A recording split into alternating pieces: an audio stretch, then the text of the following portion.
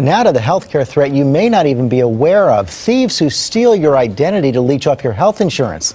That kind of medical identity theft happens to more than 300,000 Americans each year.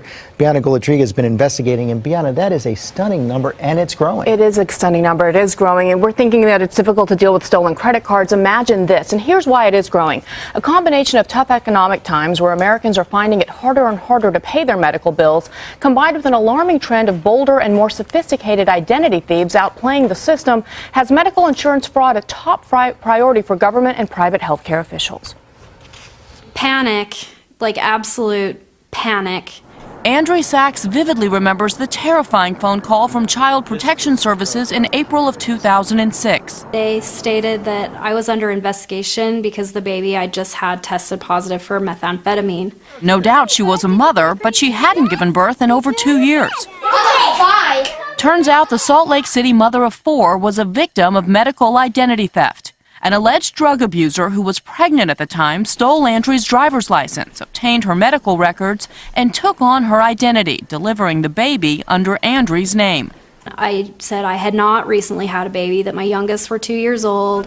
I said, come meet me and you'll know that I didn't just have a baby. But social service investigators still made her life a living hell, even interrogating her young children. Think this could never happen to you? Think again. We have definitely seen an increase in medical identity theft over the last year.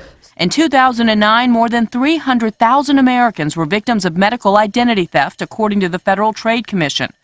People like Joe Ryan of Denver. He received a $40,000 bill for a surgery he never had. The hospital actually thought that I was going to make this $44,000 payment, and I was proving to them I have no scars from a surgery, and they said, no, we're going to go ahead and pursue this.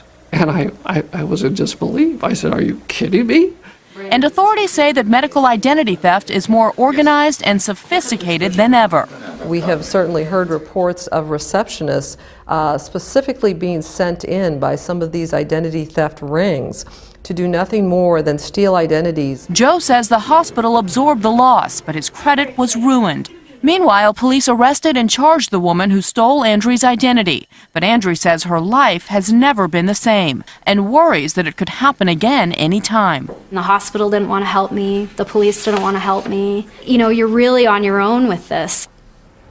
So how can you tell if you're a victim? Well, here are some warning signs to look out for. Number 1, if you get a bill for services that you didn't receive, or a debt collector contacts you about a medical debt that you don't owe. And 2, if you file a legitimate claim but your insurer says you're over the limit. Those are some things to pay attention to. So those are the warning signs. What else can people do to protect themselves? Follow all of your bills very carefully, scrutinize everything, and the number 1 tip they give is to keep a hard file of your medical records. Okay, Bianna, that is important stuff. Thanks very much. You can get more tips on how to prevent medical identity theft at our website, abcnews.com.